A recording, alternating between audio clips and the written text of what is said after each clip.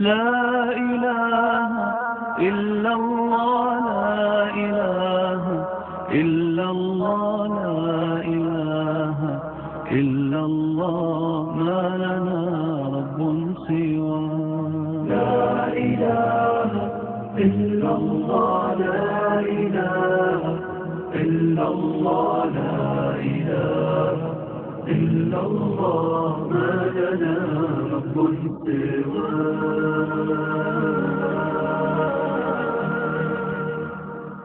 ربنا رب القلوب وهو علام الغيوب في الشروق وفي الغروب نوره يهدي.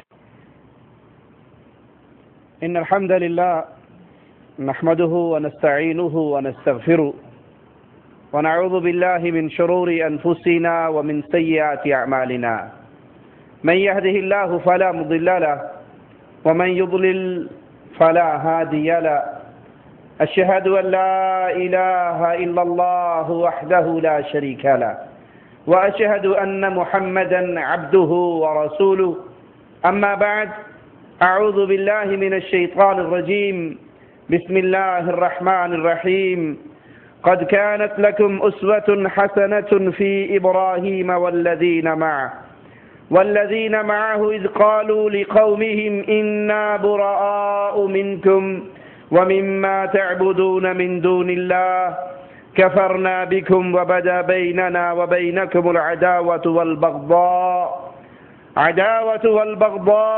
أبدا حتى تؤمنوا بالله وحده.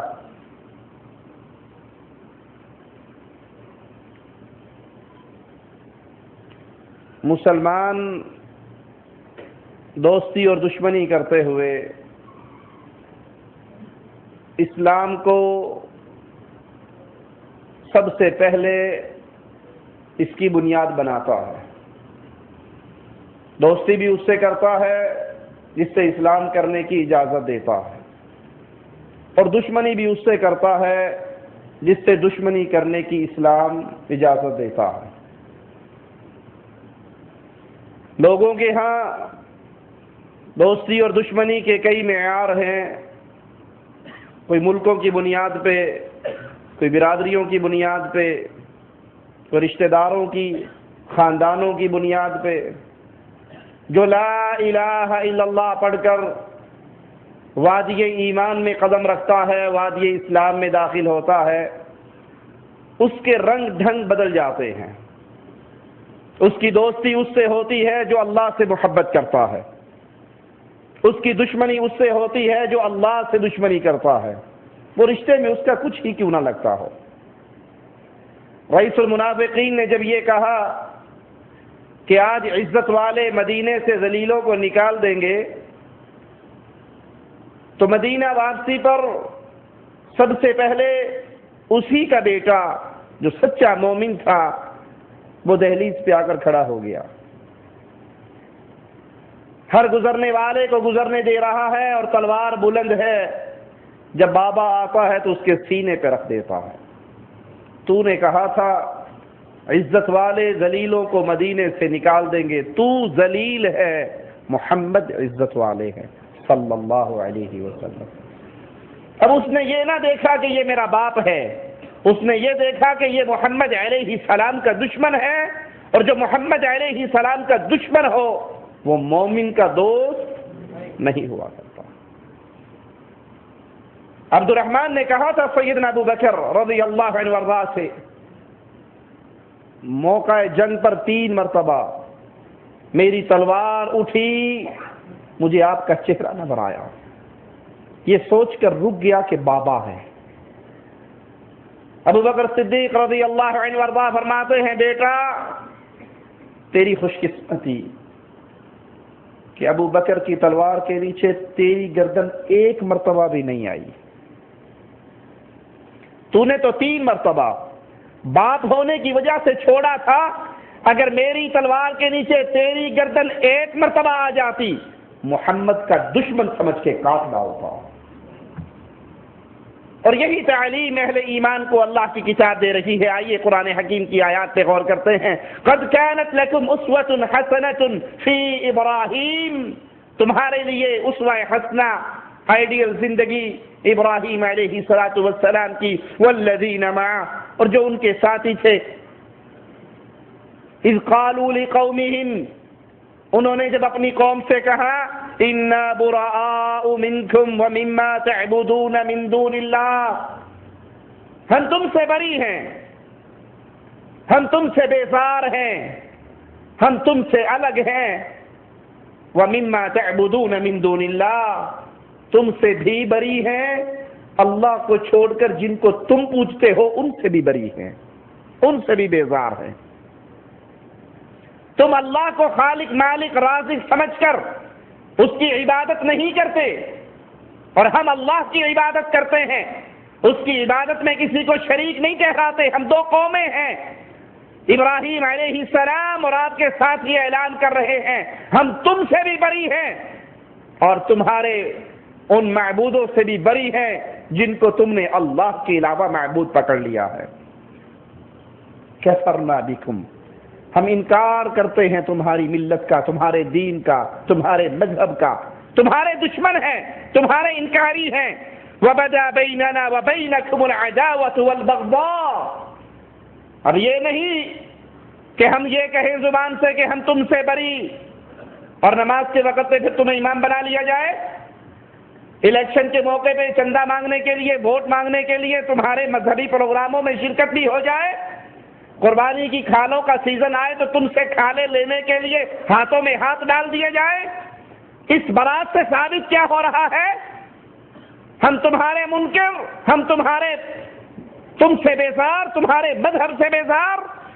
اب ہمارے اور تمہارے درمیان عداوت ہے، غصہ ہے، ناراضگی ہے، تمہارے ساتھ صلح نہیں ہو سکتی، جمہوریت کے نام پہ تمہارے گلے نہیں لگ سکتے، چندے کے نام پہ تمہیں اپنے گلے نہیں لگا سکتے،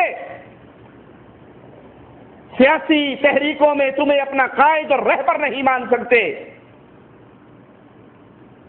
یہ جنگ، یہ لڑائی، یہ اختلاف کب تک باقی رہے گا؟ حتی تؤمنوا باللہ وحدہ، اگر ہم سے صلح کرنی ہے، اگر ہم سے محبت کی پینگیں بڑھانی ہے، ایک ہی راستہ ہے، تم بھی اللہ پر ایمان لے کر آؤ، اور جب تک تم ایک اللہ کی عبادت پر اکٹھے نہیں ہوتے، نہ تم سے پیار ہے، نہ دوستی ہے، نہ محبت ہے، نہ اتفاق ہے، کیونکہ تم کسی اور کو پوجتے ہو، ہم عرش والے رب کو پوجتے ہیں۔ مالک فرماتا ہے اے قیامت تک آنے والوں، تمہارے لیے اسوہ حسنہ ہے ابراہیم علیہ السلام اور ان کے ساتھیوں کی یہ زندگی۔ دوستی اور دشمنی کا ایک اصول اللہ کی کتاب بیان کرتی ہے۔ آئیے قرآن حکیم کی اس آیت پہ غور کریں۔ یا ایھا الذین آمنوا، اے ایمان والو، اے جو دعویٰ کرتے ہو ہم مومن ہیں، ہم اللہ پر، اس کے رسول پر، آخرت پر، کتابوں پر ایمان لائے، اے اہل ایمان، لا تتخذوا اليہود والنصارى اولیاء، یاد کر لیجئے قرآن حکیم کی اس آیت کو، اے اہل ایمان، یہود و نصارہ کو کبھی اپنا دوست نہ بنانا، کبھی ان سے دوستی نہ کرنا، کبھی ان سے محبت نہ کرنا، کبھی ان سے پیار نہ کرنا، تم ان کو اپنا دوست نہ پکڑنا۔ کیوں؟ بعضهم اولیاء بعض، وہ آپس میں ایک دوسرے کے دوست تو ہو سکتے ہیں، لیکن کوئی یہودی اور نصرانی کسی مسلم کا دوست نہیں ہو سکتا۔ مسلمان ان کو راضی کرنے کے لیے جو مرضی کر لیں، اور مسلمان کر نہیں رہے۔ طاہر القادری صاحب نے اپنی مسجدوں کے لیے دروازے کھول نہیں دیے عیسائیوں کے لیے، اعلان نہیں کیا کہ عیسائی ہماری مسجد میں آ کر عبادت کر سکتے ہیں۔ آپ اپنے گھر میں آئے ہیں، قطعاً کسی دوسری جگہ پہ نہیں۔ آپ کی عبادت کا وقت ہو جائے تو ابھی مسلمان عبادت مسجد میں کریں گے، اگر آپ کی عبادت کا وقت ہو جائے تو مسجد میں نازل القرآن کسی ایک وقت کے ایونٹ کے لیے نہیں کھولی تھی، ابد الاباد تک آپ کے لیے کھلی ہے۔ جو مرضی کر لیں ان کو راضی کرنے کے لیے، لیکن کبھی بھی یہود و نصارہ کلمہ پڑھنے والے سے راضی ہو ہی نہیں سکتے. وہ راضی ہوں گے ان سے جو ان کی ملت پر چلیں گے، اور جو توحید کا وعدہ لگائے گا نہ اس سے یہودی راضی ہوگا نہ اس سے نصرانی راضی ہوگا. اب تو ان کو راضی کرنے کے لیے مولویوں نے بڑے پاپڑ بیلے ہیں. طاہر القادری صاحب کا ایک نیا فتویٰ آیا ہے کہ جو کینیڈا میں رہے وہ سود پر بینک سے سود لے کر مکان لے سکتا ہے، اسے کوئی گناہ نہیں ہے. جس کو اللہ نے حرام کہا تم ان عیسائیوں کو راضی کرنے کے لیے اسے حلال کر لو، ان سے دوستیاں لگا لو، ان کی گود میں بیٹھ جاؤ، ان سے محبت کی پینگیں بڑھا لو. ہمیں اللہ کی کتاب تعلیم دے رہی ہے، دوستی اور دشمنی کا اصول سکھا رہی ہے. اے لوگوں جو ایمان کے دعوے دار ہو، اگر تم سچے مومن بننا چاہتے ہو تو یاد رکھنا کبھی بھی کسی یہودی اور نصرانی سے دوستی نہ کرنا. وَمَن يَتَوَلَّهُم مِّنكُمْ، قرآن حکیم کی یہ آیات سننے کے باوجود اگر تم باز نہ آئے، تم میں سے جو ان کی طرف پھرے گا، جو ان کے ساتھ محبت کے دعوے کرے گا، اپنی مسجدیں کھولے گا، ان کے چرچوں میں جا کر پروگرام کرے گا، اخبارات میں بیان دے گا کہ عید میلاد النبی اور کرسمس ڈے دونوں عزت کے اندر برابر ہیں، جو شان عید میلاد النبی کی ہے وہی شان کرسمس ڈے کی ہے. اور کرسمس کے اس مبارک موقع پر مبارکباد پیش کرتا ہوں. کرسمس کی تقریب مسیحی دنیا میں اور مسیحی عقیدہ میں وہی اہمیت رکھتی ہے جو اسلامی عقیدے میں میلاد النبی میں عید میلاد النبی کی اہمیت ہے. 12 ربیع الاول کو مسلمان عید میلاد النبی مناتے ہیں. ان کو راضی کرنے کے لیے جو مرضی کر لو، لیکن رب کی کتاب کے اوازے کو نہ بھولنا. مَن يَتَوَلَّهُم مِّنكُمْ، تم میں سے جو بھی ان کی طرف پھرے گا فَإِنَّهُ مِنْهُمْ، وہ اپنے آپ کو جو چاہے کہلوا لے. عرش والا اعلان کرتا ہے کہ وہ انہی کا ساتھی ہے. جو یہود و نصارہ کی طرف پھرے گا، جو ان سے محبتوں کی پینگیں بڑھائے گا، وہ انہی میں سے ہے. ان اللہ لا يهدي القوم الظالمین، اللہ ظالم قوم کو ہدایت نہیں دیا کرتا. مسلمان کی محبت اللہ کے لیے، مسلمان کی ساری محبتیں محمد الرسول اللہ کے لیے صلی اللہ علیہ وسلم. بیٹا مسلمان ہوا تھا، ماں تپتے ہوئے ریت پہ لیٹی تھی. ماں نے کہا تھا بیٹا تو بھی محمدی بن گیا ہے. میں ریت میں لیٹ چکی ہوں، نہ کھاؤں گی نہ پیوں گی نہ چھاؤں میں بیٹھوں گی، ریت میں ایڑییں رگڑ رگڑ کے مر جاؤں گی. یا مجھے مار لے یا محمد الرسول اللہ صلی اللہ علیہ وسلم کے دین کو چھوڑ دے.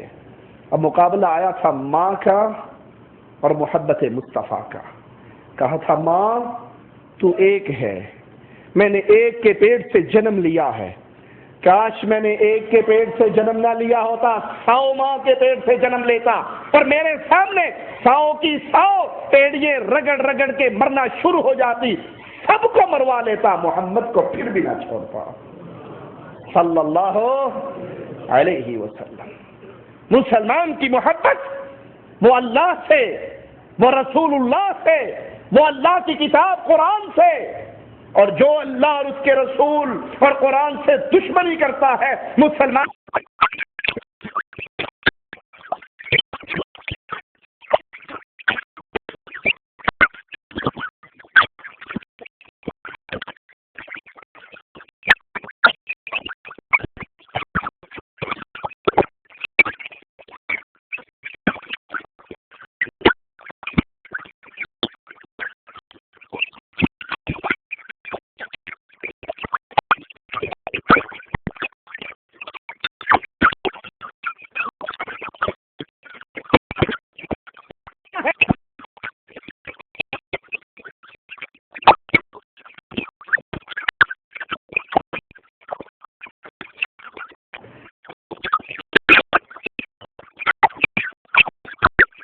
تتخذوا عدوي وعدوكم اولیاء.